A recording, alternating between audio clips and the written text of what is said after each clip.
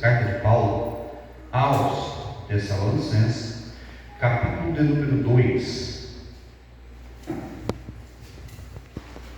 Segunda carta de Paulo aos Tessalonicenses, capítulo de número 2.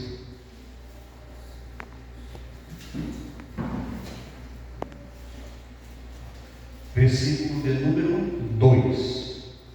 É o texto que nós vamos usar como base para podermos falar aqui nesta noite acerca deste homem tão enigmático, que é o anticristo.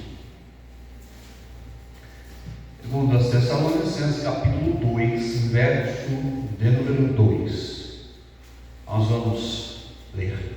Diz assim: que não vos movais facilmente do vosso entendimento, nem vos perturbeis, quer por espírito, quer por palavra, quer por epístola, como de nós, como se o dia de Cristo estivesse já perto. Ninguém de maneira alguma vos engane, porque não será assim, sem que antes venha a apostasia, se manifeste o homem do pecado, filho da perdição, o qual se opõe, se levanta contra tudo que se chama Deus ou se adora, de sorte que se assentará como Deus no templo de Deus, querendo parecer Deus. Não vos lembrais de que essas coisas vos dizia quando ainda estava convosco? E agora vós sabeis o que o detém, para que ao seu próprio tempo seja manifestado, porque já o ministério da injustiça opera, somente há um que agora resiste, até que do meio seja tirado.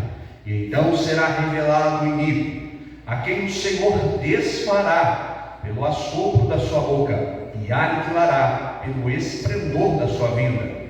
E esse, cuja vinda é segundo a eficácia de Satanás, com todo o poder e sinais e prodígios de mentira, e com todo o engano da injustiça, para que pereçam, porque não receberam o amor da verdade para se salvar. Amém? Somente até aí. Irmãos, se você puder manter a Bíblia aberta nesse texto, pode sentar. Nós vamos analisar esse texto, tirar deles algumas coisas, e caminhar aqui para outros textos.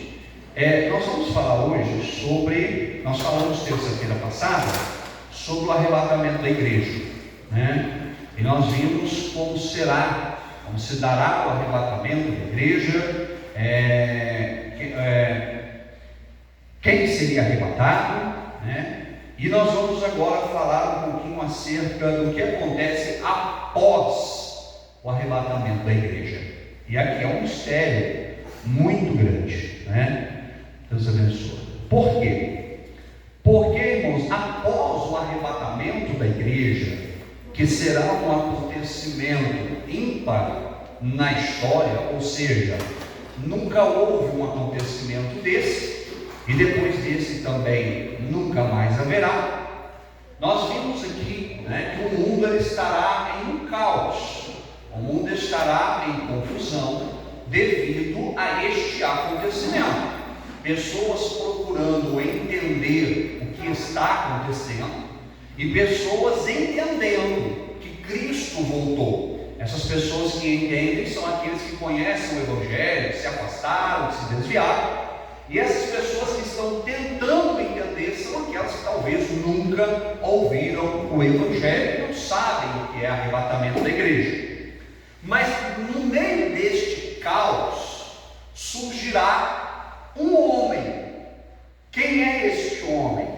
Este homem, tudo nos dá a entender que será um grande líder político. E ele conseguirá, com a ajuda do falso profeta, que é um grande líder religioso, ele conseguirá organizar a bagunça que está aqui na terra.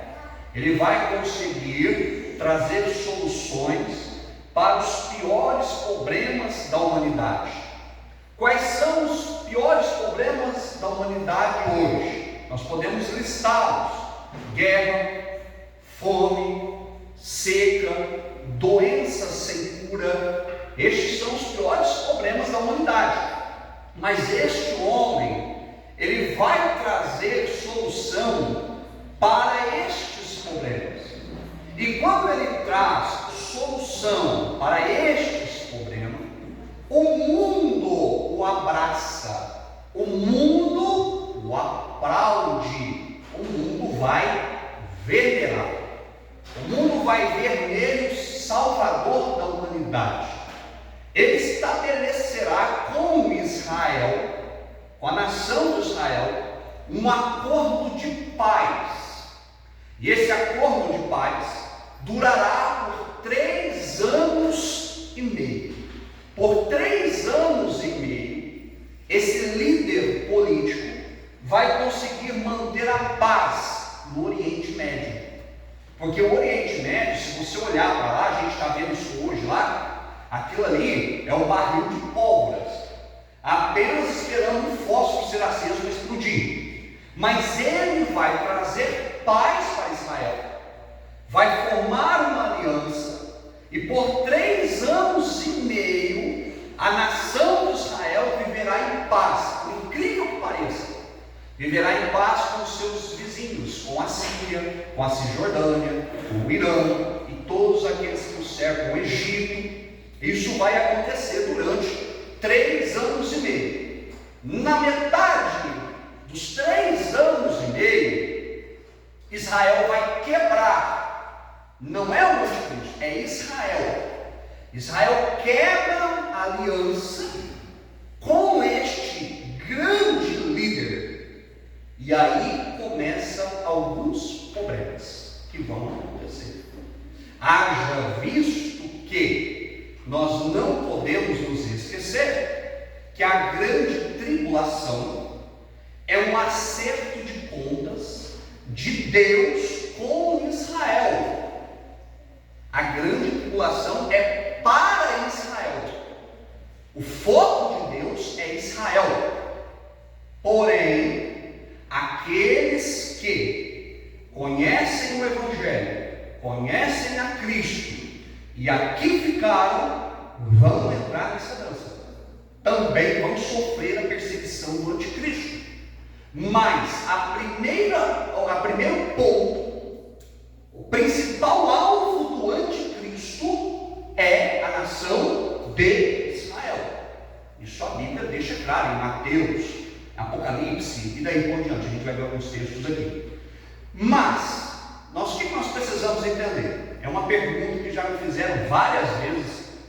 E esse tempo atrás eu estava ministrando um seminário de escatologia. Fomos 3 palestrantes no seminário e me perguntaram isso: o anticristo já nasceu? Não sei. Não sei dizer.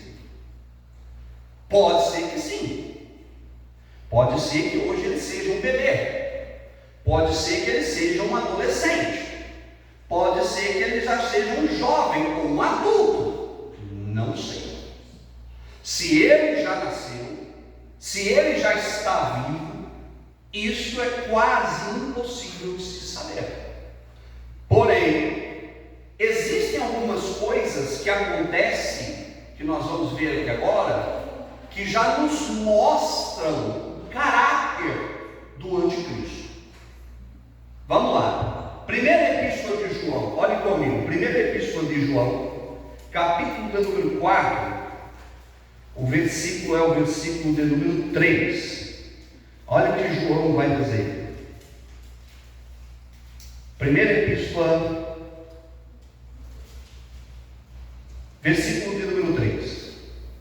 Primeira epístola de João 4, 3. Ele diz assim, olha o que João diz: e todo espírito que não confessa que Jesus Cristo veio em carne não é de Deus, mas esse é o espírito do anticristo, do qual já ouviste que há de vir, e eis que está já no mundo. Se ele nasceu, eu não sei, mas João está dizendo aqui, ó, sabe aquele anticristo que vocês já ouviram falar dele? Porque Jesus falou do anticristo. Jesus fala do anticristo no livro de Marcos, quando ele fala daquele do desolador. Aquele é o anticristo, Jesus está se referindo a ele. Então João está dizendo assim, ó, sabe aquele anticristo que vocês já ouviram falar? Que Daniel falou, que Jesus falou, que Paulo falou? João vai dizer, este já está no mundo, o seu espírito já opera no mundo. É por isso que a gente vê tanta desolação aí. É por isso que você vê o mal tomando uma proporção nunca vista antes. É por isso que você vê um crescimento do ateísmo, de pessoas que não confessam que Jesus veio. É o espírito do anticristo. Estão sendo induzidas pelo espírito do anticristo para não acreditarem em Jesus, para não acreditarem no Messias, para não acreditar que Jesus é o Filho de Deus.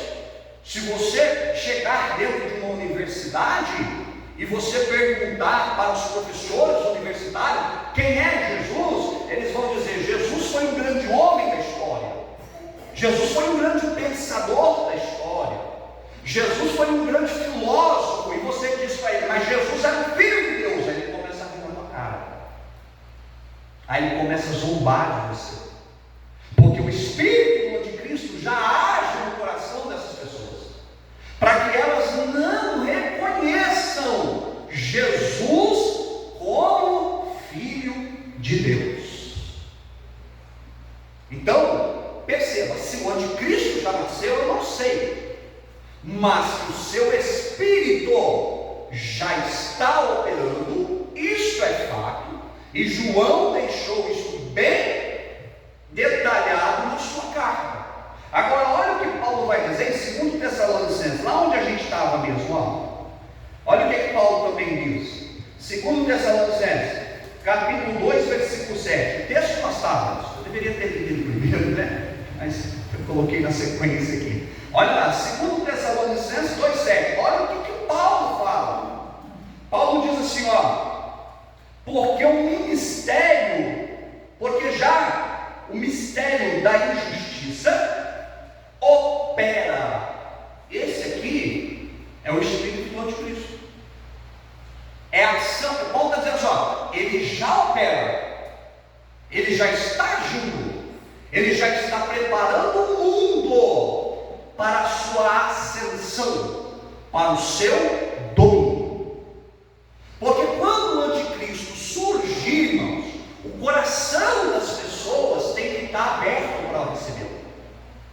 As pessoas já estarão, o mundo já vai estar preparado mentalmente, psicologicamente, para recebê-lo como um grande líder mundial, o grande salvador da humanidade, aquele que veio para resolver os problemas que o mundo até então não conseguiu resolver.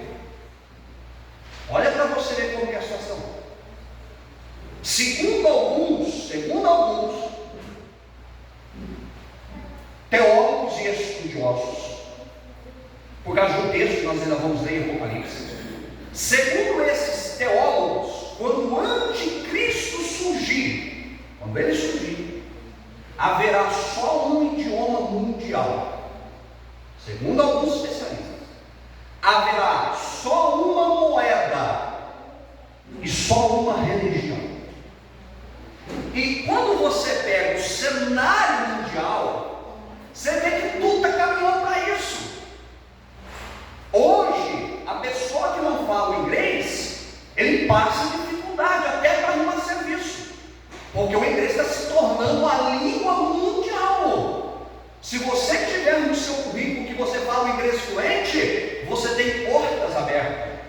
você tem salário melhor, porque o inglês já está se tornando a língua mundial. Outros estão dizendo aí que até 2030 o mandarim será a língua oficial do mundo, vai passar o inglês. Não sei se é o inglês, não sei se é o mandarim, mas tudo está caminhando para que o mundo tenha uma língua universal.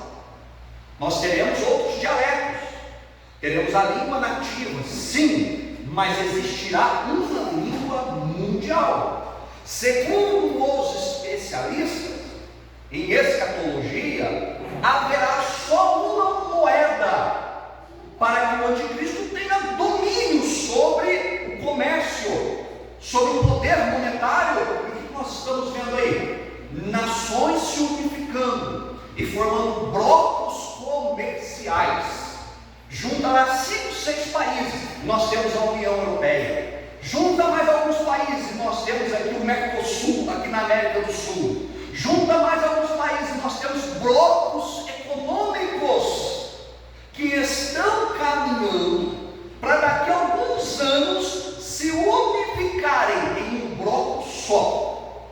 E se é um bloco só, tem que haver uma moeda só. E nós estamos vendo o crescimento do dinheiro, da moeda digital, que está se espalhando. Existem alguns economistas que dizem que estourando até 2030 não haverá mais dinheiro em espécie, mas nós trabalharemos com dinheiro digital. Dizem que é para acabar com o narcotráfico, para acabar com a falsificação de dinheiro, mas o mundo está caminhando para que este homem se levante e domine todas as nações da terra. E nós não estamos percebendo isso. A igreja está passando desapercebida. A igreja muitas das vezes não percebe a seriedade do que o mundo está, do que está acontecendo no mundo. Nós achamos que é coincidência, nós achamos que é coisa do acaso, nós achamos que a modernidade chegou, são os pós-modernos. Não é. É o espírito do anticristo preparando o cenário para que quando ele se levante, ele tenha aceitação mundial. Quando nós falamos de uma só religião, isso não está longe. Nós temos visto aí o avanço e o crescimento do ecumenismo. E o ecumenismo está crescendo. No ano em que o Covid estourou, no ano em que o Covid chegou no auge, foi 2020, né? Uma coisa assim, 2020. Havia uma reunião marcada pelo Papa com todos os líderes mundiais do mundo, líderes religiosos, porque a ideia era unificar as religiões. Aí Deus permite o Covid vir, essa reunião cai por terra. Senão hoje nós já estaríamos vivendo a realidade de uma religião unificada no mundo. E isso, irmão, não é coincidência. Isso é cumprimento da palavra de Deus. Tem que acontecer. Vai acontecer. Queira nós ou não queira, queira a igreja ou não queira, queira as pessoas que estão lá fora ou não queira, acreditem ou não acreditem, o que a palavra de Deus diz vai se cumprir, e está se cumprindo dia após dia. Mas, na maioria das vezes, nós não entendemos isso. Olha a característica dele. Irmãos, no final aqui, eu estou falando, no final eu vou para a pergunta, tá? Uns 20 minutos, esses vão terminar, tá bom? Vamos lá. Ó, quando ele vai se manifestar? Então agora nós temos uma pergunta. Se ele vai se manifestar, se o Espírito dele aqui já opera, fisicamente, em carne, pele e osso, como diz por aí. Mas quando isso será? Isso aqui preocupa muita gente, e me preocupa também. Mas olha o que Paulo diz no mesmo texto, 2 Tessalonicenses capítulo 7, parte B do versículo. Na parte A ele vai dizer, o que lemos? Porque já o mistério da justiça opera. Aí Paulo vai dizer assim, ó, na parte B: somente há um que agora resiste, até que o meio seja tirado. E então, olha o que Paulo vai dizer: então será revelado o iníquo, a quem o Senhor desfará pelo assunto da sua boca, e aniquilará pelo esplendor da sua vida. Então Paulo está dizendo assim, ó, o Espírito dele já opera, ele já age no meio de vós, colaborando com o que João disse, que o Espírito do Anticristo já age. Mas Paulo vai abrir um parênteses, ele vai dizer, porém, existe um que o impede, ainda. Existe um que ainda resiste para que ele não se levante. Quem é esse um? A maioria dos teólogos, não é consenso, mas a maioria dos teólogos vão dizer que este um, porque um artigo definido está se referindo a uma pessoa, este um é o Espírito Santo de Deus. A maioria dos teólogos defendem isso, que o anticristo ele só vai se manifestar quando o Espírito Santo sai da terra para entregar a igreja a Jesus. Porque quem entrega a igreja a Jesus é o Espírito Santo. O Espírito Santo vai pegar a noiva e vai entregar a Jesus nas nuvens. Então a maioria dos teólogos vão dizer assim, ó, quando o Espírito Santo for retirado, então se levantará o inimigo, aquele que se levanta e que se opõe contra tudo o que se adora ou que se chama Deus. Aí ele se revela. Por quê? Para que ele possa trazer ordem, para que ele possa trazer paz para o mundo que está vivendo um colapso, uma catástrofe, tentando entender cadê o povo que desapareceu e por que desapareceu. Então agora ele se levanta, porque agora ele vai começar o seu reinado. Agora, olha que coisa, sinceramente eu não quero ficar aqui, não quero. Porque eu comecei a estudar as características do anticristo e eu cheguei a uma conclusão: nunca existiu um homem tão ruim como esse. Nunca. Nero não chegou perto dele, Alexandre o Grande não chegou, Hitler não chegou, Mussolini não chegou, Faraó não chegou. Ele se sobressai a todos esses outros. Vamos ver as características dele, ó. Ele é um homem, no texto que nós estamos mesmo, ó. Então será revelado o iníquo. Sabe o que significa a palavra iníquo que Paulo está usando aqui? Eu anotei aqui. A palavra iníquo significa contrário à equidade, ao que é justo, mal, perverso, malévolo. Esse homem é um homem perverso. Ele é um homem mau por natureza. É uma pessoa que não conhece o que é fazer o bem. É uma pessoa que vai fazer de tudo, a gente vai ver aqui agora a segunda característica, para alcançar os seus próprios objetivos.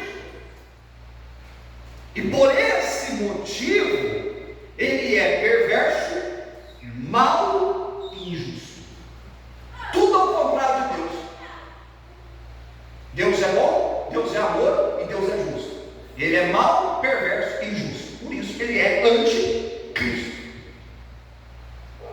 Perceba que as qualidades dele, irmão, são qualidades ruins.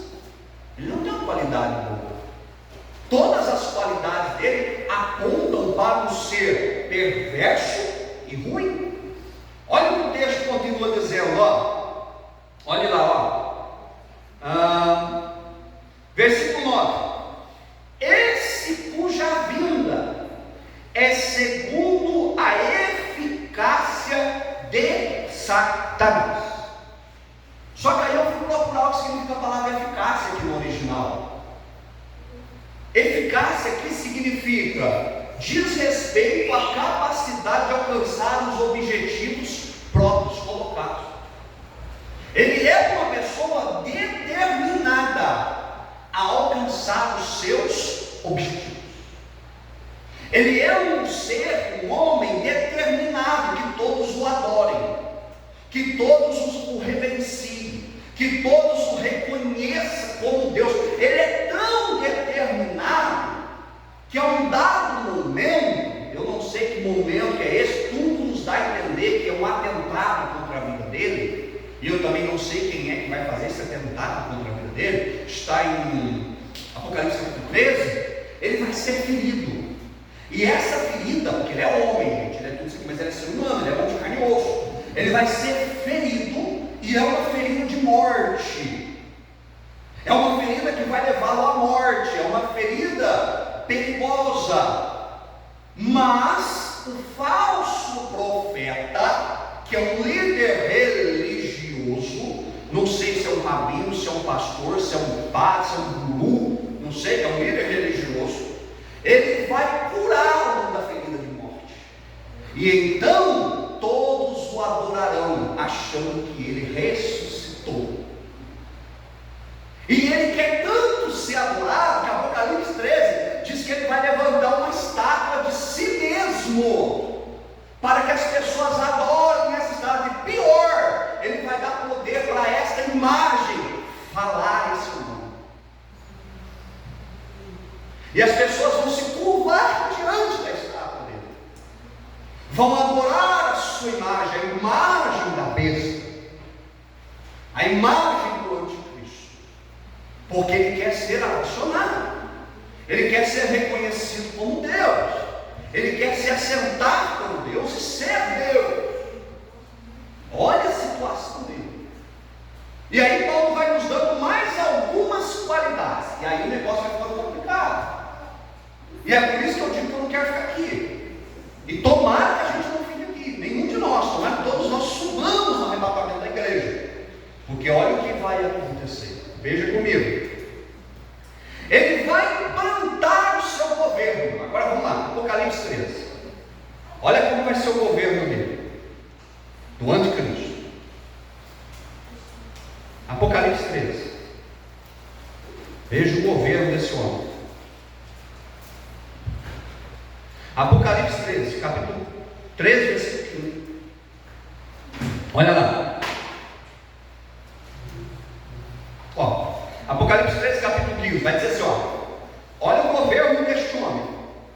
E foi-lhe concedido que desse espírito à imagem da besta, essa que a gente acabou de falar, que vai fazer uma alta imagem de si mesmo.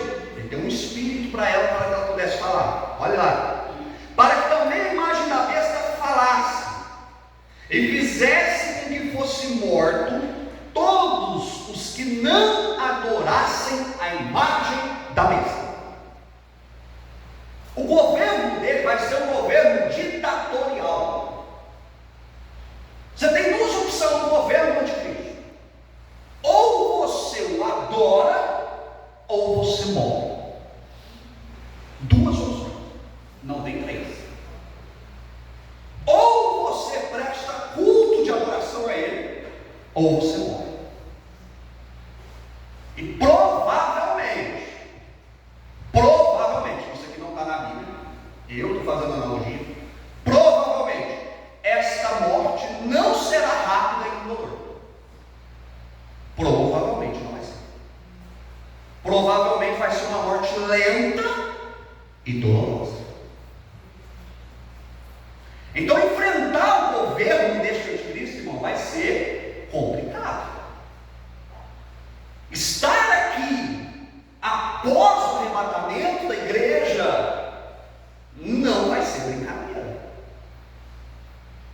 Vai ser algo difícil. Vai ter salvação? Vai, a gente vai falar disso daqui a pouco. Vai sim. Mas não vai ser fácil. Vai ser difícil. Olha o governo dele, ó. Todos que não adoram o Senhor. Versículo 16.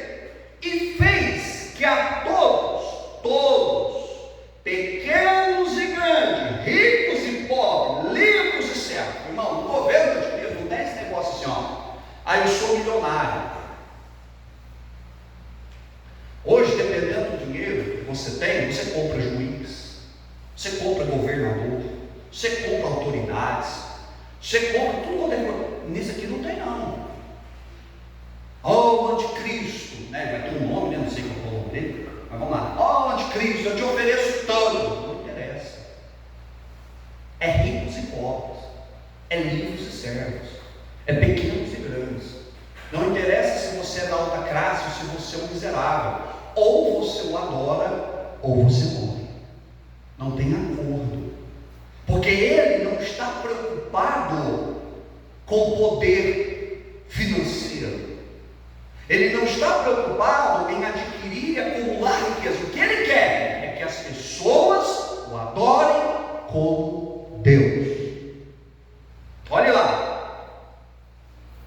Fez e faz com que todos, pequenos e grandes, ricos, pobres, livres e servos, lhe seja posto um sinal na mão direita ou na testa.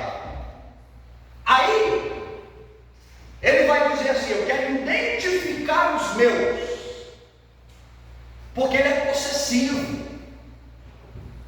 Ele quer saber quem realmente é dele e quem não é, quem realmente o serve e quem não serve.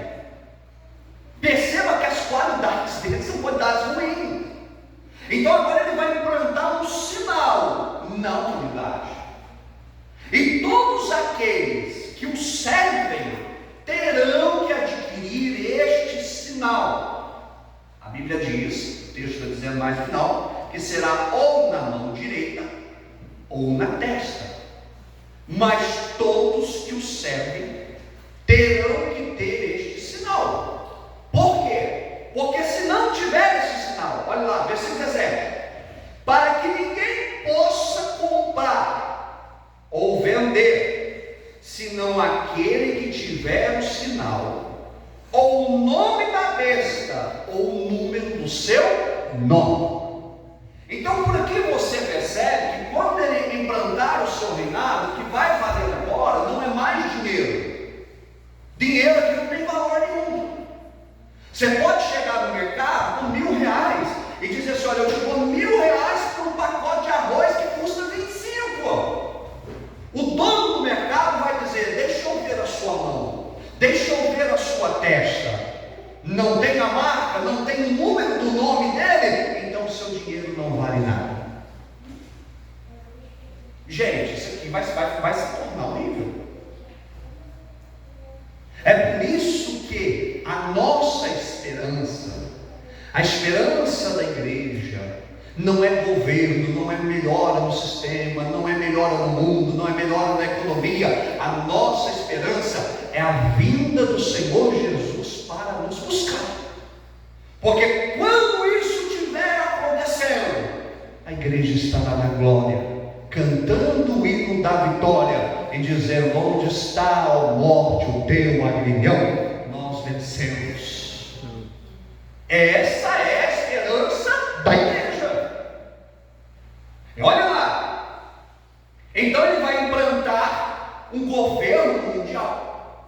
Nesse governo só pode negociar quem tiver a sua marca, quem tiver o seu número ou o seu nome, para poder comprar, para poder vender, provavelmente para poder se locomover. Se você precisar abastecer o seu carro, se você precisar chamar um Uber, se você precisar ir de um lugar para o outro de ônibus, de avião, provavelmente tudo isso será através da marca da besta. Olha a situação. E aí eu paro aqui só para um parênteses, para a gente voltar aqui, porque eu vou ter que correr, senão não vai dar tempo. Mas só para abrir um parênteses, olha aqui. Como fica a situação de uma pessoa que conhece o Evangelho,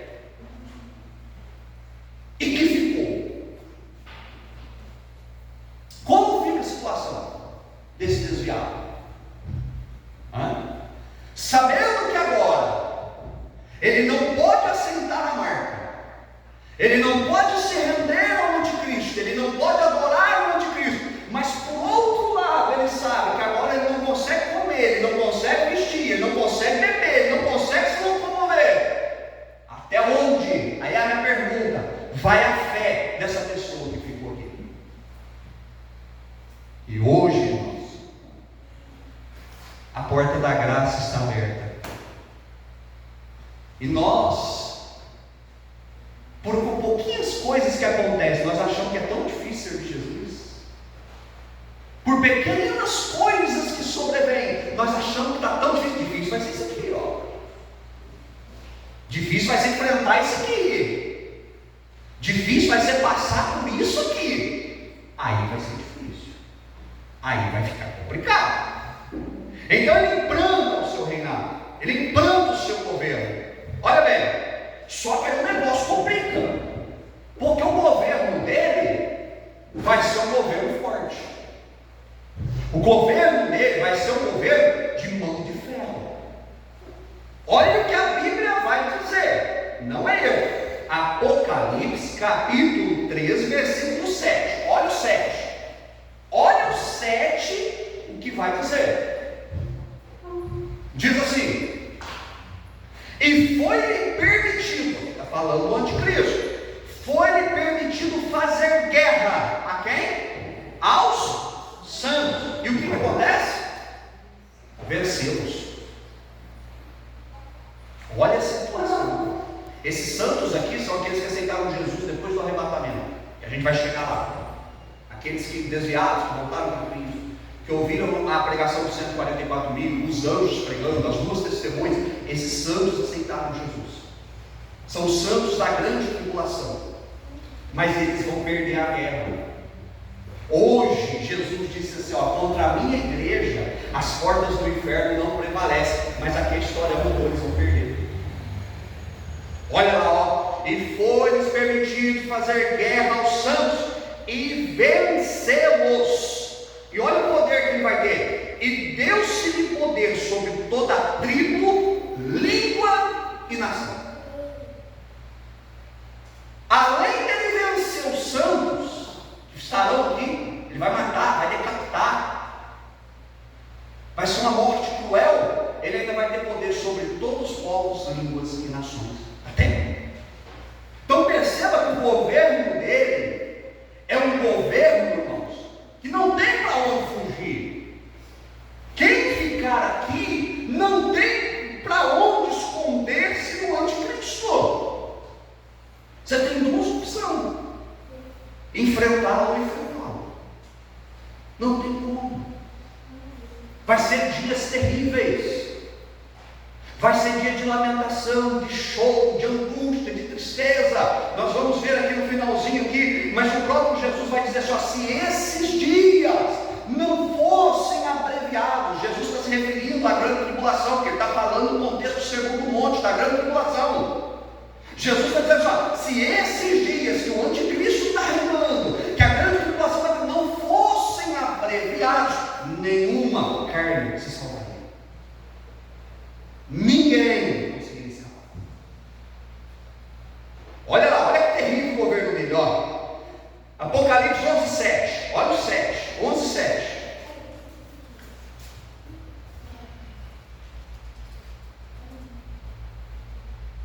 Ó. Diz assim, 11:7, ó.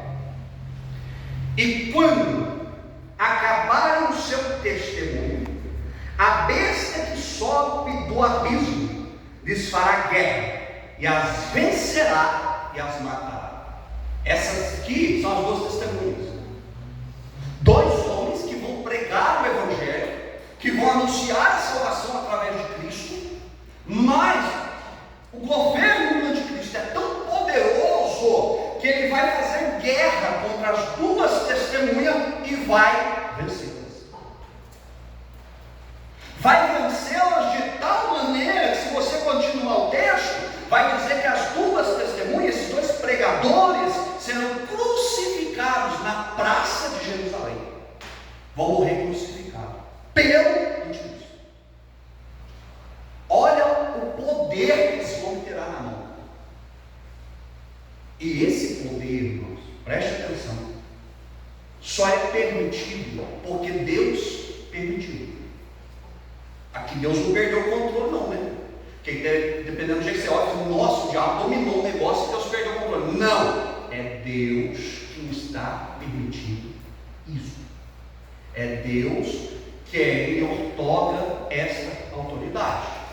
Olha o que Daniel 7,25 vai falar. Olha para você ver que terrível. Daniel 7,25. Daniel é conhecido como o livro de Apocalipse do Antigo Testamento. Daniel capítulo 7, verso 25. Olha o que ele vai dizer, o profeta Daniel. Deixa eu achar aqui. 7,25. 7,25, deixa eu achar o 25 quando está aqui.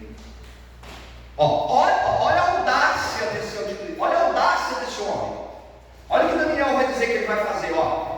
Daniel está falando da vinda do anticristo, né? Lá em Jerusalém. Olha o que ele vai fazer. 25. E profetizará. Ele vai profetizar palavras contra o Altíssimo. E olha de novo o que Daniel vai dizer. E destruirá os santos do Altíssimo. Ele vai matar aqueles que não aceitaram, aqueles que permanecerem fiel a Jesus. É por isso que João vai ver uma grande multidão, e João vai dizer assim: Senhor, mas quem é esta grande multidão? E o anjo responde: João, esses são aqueles que vieram de grande tribulação, que não negaram o nome do Cordeiro, mas tiveram as suas vestes embranquecidas, morreram pelo nome do Cordeiro. É a multidão que vem da grande tribulação, que o anticristo vai matar.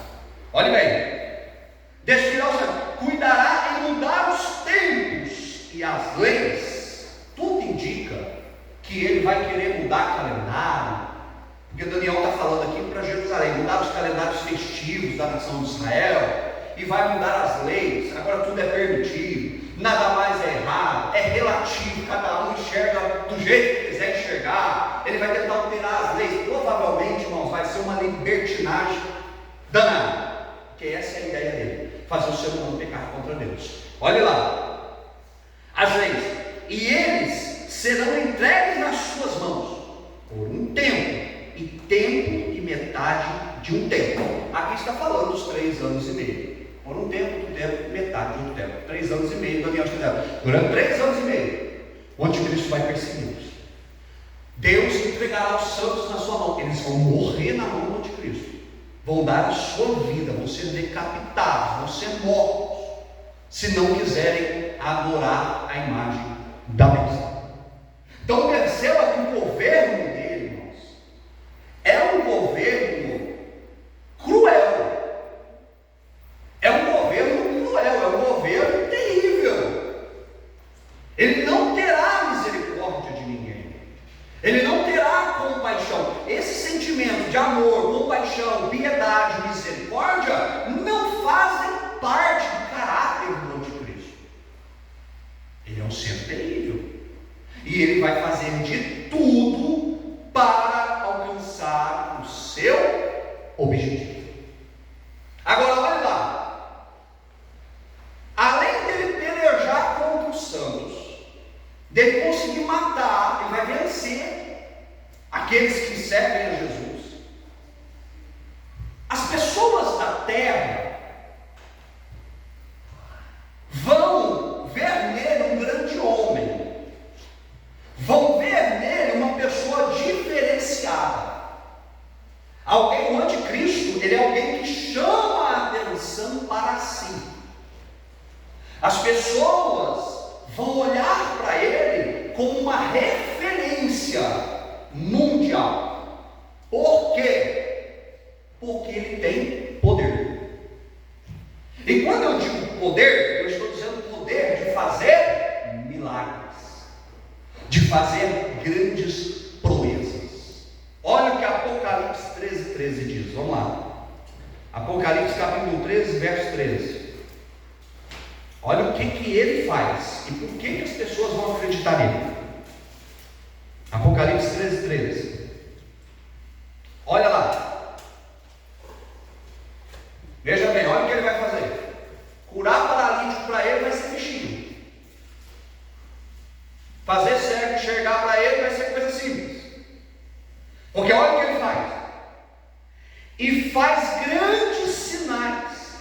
de maneira que até fogo faz descer do céu à terra, à vista dos homens.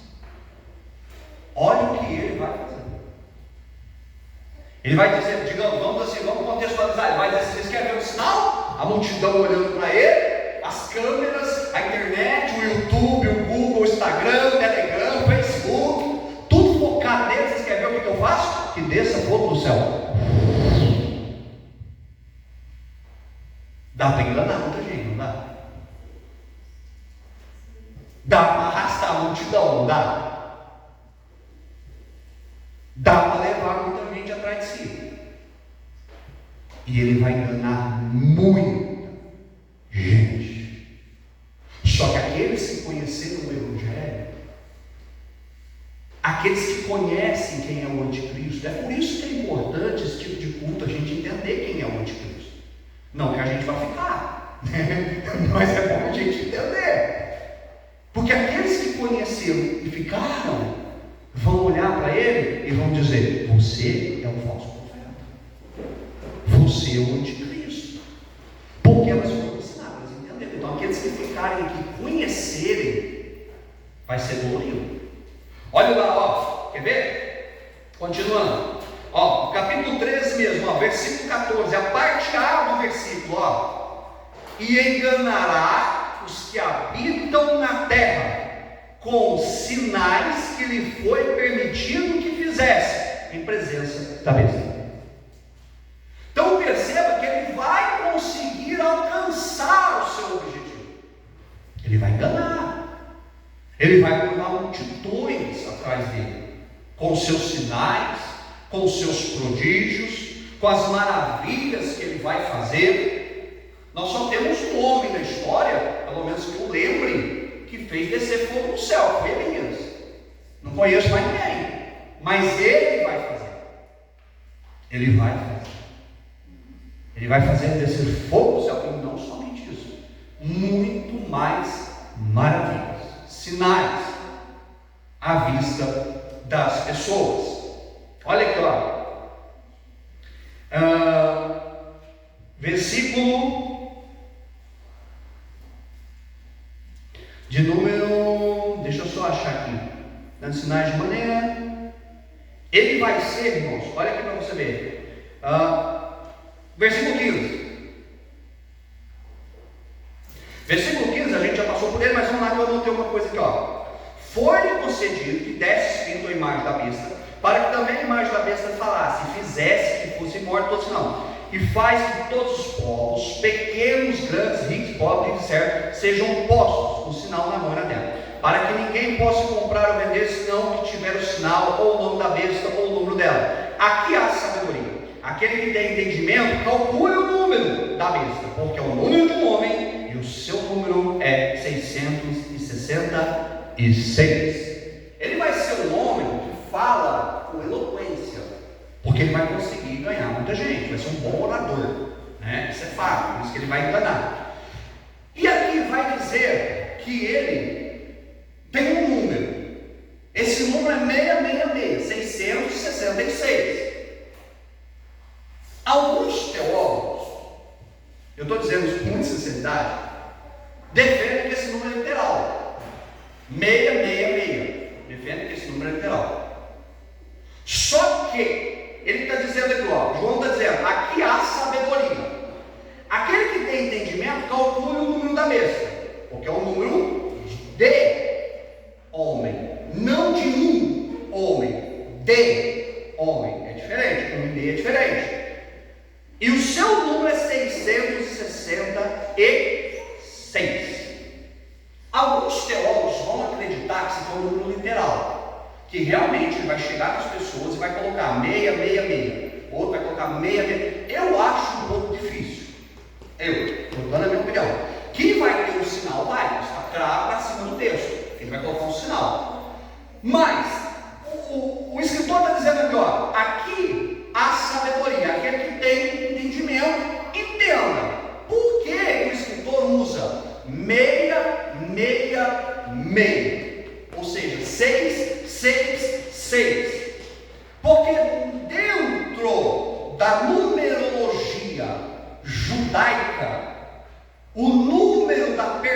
perfeição é 7. Então o 7 simboliza a perfeição de Deus. É um número dentro da numerologia judaica. Número 7 simboliza a perfeição de Deus. Perceba que em vários lugares da Bíblia você vai ver Deus 7 voltas, 7 muralhas, 7 mergulhos na lã, porque é o número da perfeição de Deus. Quando aquele discípulo Pedro chega e diz, até quantas vezes tem que perdoar meu irmão? Até 70 vezes 7, porque ali existe a numerologia. Quando o escritor fala assim, quando vocês verem esse número 666, que é o número de homens, não é de um homem, é de homem. O que isso quer dizer? 666. Ele está dizendo assim, vocês vão ver um homem que vai querer alcançar o número 7. Mais ou menos assim, vocês vão ver um homem que vai querer ser perfeito igual a Deus. Só que ele vai ficar 6, 6, 6, por mais que ele tente, 6, 6, 6, e ele nunca vai alcançar o 7. Porque o 7 é o número da perfeição, é Deus. Então é isso que João está dizendo. Quando vocês veem alguém que está fazendo o sinal igual esse homem está fazendo, que está fazendo descer fogo do céu, que está colocando a marca em todo mundo, que quer ser adorado por Deus, e que ele quer ser perfeito, alcançar a perfeição, número 7, ele fica 6, tentando alcançar a perfeição, não se engana. Esse é o inimigo, o filho da perdição. É isso que João está dando. Existe alguns teólogos que acreditam que é literal, 6. Eu acho um pouco difícil, né? Se colocar 666 na cabeça de todo mundo, na testa de todo mundo. Tanto que hoje nós temos código de barra, nós temos QR Code. Se fosse alguma marca, seria um QR Code, um código de barra, um chip, e daí por diante. Mas 666 é meio complicado, né? Para a gente concluir, estou encerrando, para a gente abrir para as perguntas. Eu disse que eu acho que não ia dar nem para entrar mais na tribulação, mas vamos lá. Aí está só no Cristo. Vamos lá. Como serão aqueles dias? Aí agora complica. Porque ele tem um governo, ele vai perseguir os santos, vai vencer, vai matar os santos. Quem não tem a sua marca não compra, não vende, não viaja, não bebe. Vai ter que morrer por amor a Cristo. E aí, como serão aqueles dias? Jesus responde. Mateus 24, sermão profético, onde ele vai falar da grande tribulação. Olha o que ele vai dizer. Mateus 24, ele diz assim, do 14 ao 21. Olha lá. Aí ele vai dizer, olha que terrível vai ser aqui. Vamos ler o 14, vamos ler o versículo do texto de cima para a gente, nem vou ler o princípio das dores, só o 14 para a gente poder contextualizar. Jesus disse assim, versículo 14, e este evangelho do reino será pregado em todo o mundo, em testemunho a toda a gente, e então virá o fim. Não é o arrebatamento da igreja, tá? Para Jesus voltar para buscar a igreja, o evangelho tem que ser pregado. Fica nessa aí, fica. Não é arrebatamento. Jesus não está falando de arrebatamento, Jesus está falando de fim, ok? Então Jesus está dizendo assim, este evangelho do reino será pregado em todo o mundo, de norte a sul, de leste a oeste, aos 4 cantos da terra. Todos ouvirão o evangelho, isso desde a grande tribulação. Através de quem? Dos 144 mil, das 2 testemunhas, dos 3 anjos que vão voar no céu anunciando o evangelho. Está lá em Apocalipse. Aí sim, todos, o mundo todo ouvirá o evangelho. Todos conhecerão. Dentro da grande tribulação. Hoje não. Existem tribos na Amazonas que ainda são canibais. Nunca um homem branco isolado. Aí se você se firmar nisso, não, ainda falta muito para o evangelho pregar, vou ficar de boa. É perigoso voltar a gente ficar. Continua o texto. Aí agora Jesus está falando dele quem? Do anticristo. Por isso que aqui é o sermão profético para Israel, não para a igreja. Vamos lá. Quando, pois, vedes que a abominação da desolação, olha o que Jesus vai dizer, do qual falou o profeta, olha o que Jesus cita, Jesus disse: quando vocês verem aquele homem que Daniel falou, que a gente acabou de ler aqui, capítulo 7, verso 25, vai fazer guerra aos santos, que vai descer. Quando vocês verem este homem do qual falou o profeta Daniel, Jesus se refere a Daniel, ao texto, capítulo 7, verso 25, está no lugar santo. Ele está dizendo: quando vocês verem este homem, que Daniel falou, quando vocês verem ele no lugar santo. Qual é o lugar santo, irmão? O templo é em Jerusalém. Porque nesta época o templo já vai ter sido construído. Terceiro templo de Jerusalém. O sacrifício já vai estar de volta. O sacerdote. E pasmem vocês, não sei se alguém segue, tem uma moça no YouTube, agora ela nem está fazendo isso mais, por causa da guerra. Ela chama Aline, não sei se vocês já viram algum vídeo dela, chama Israel com Aline. Tem um vídeo dela que ela fala assim: eu vou mostrar para vocês como está o preparativo do terceiro templo. E eu me assustei.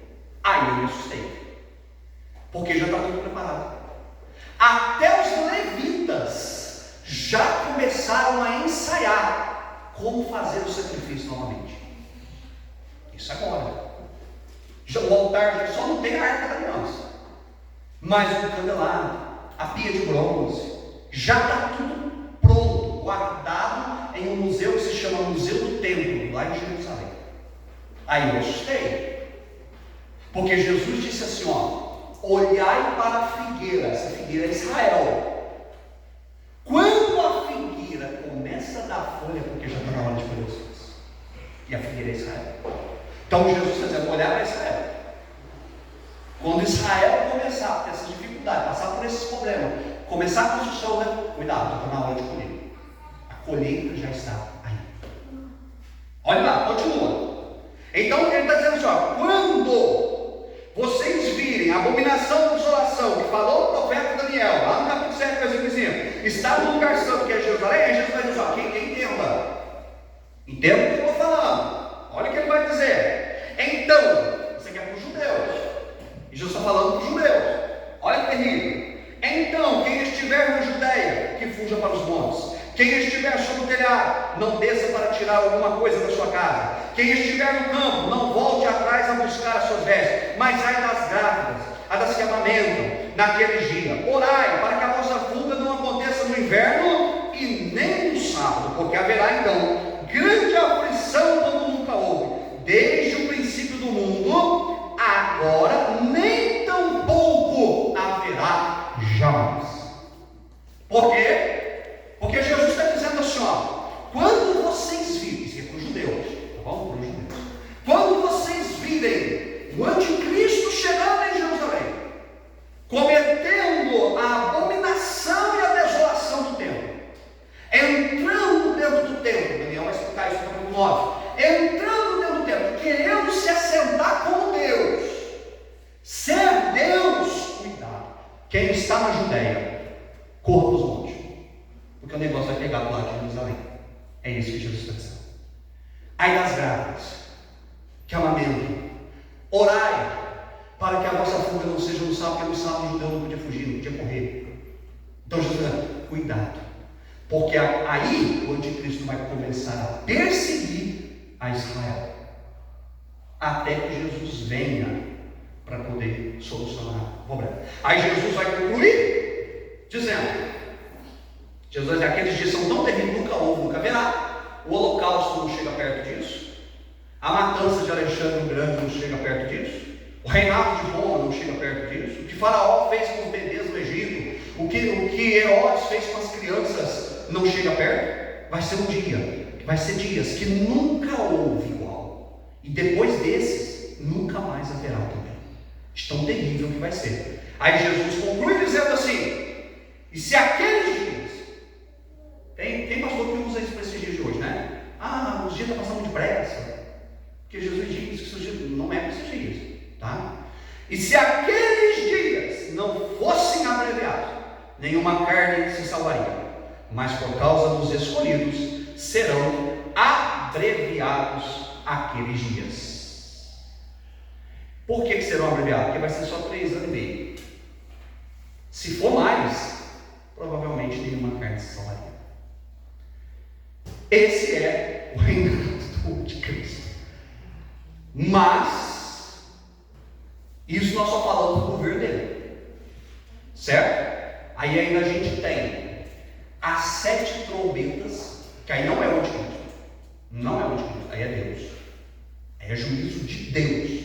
Apocalipse 16, a ira de Deus, não é a ira do diabo, não é a ira do anticristo, não é a ira de Deus, vai cair. 7 trombetas, 7 taças, 7 selos.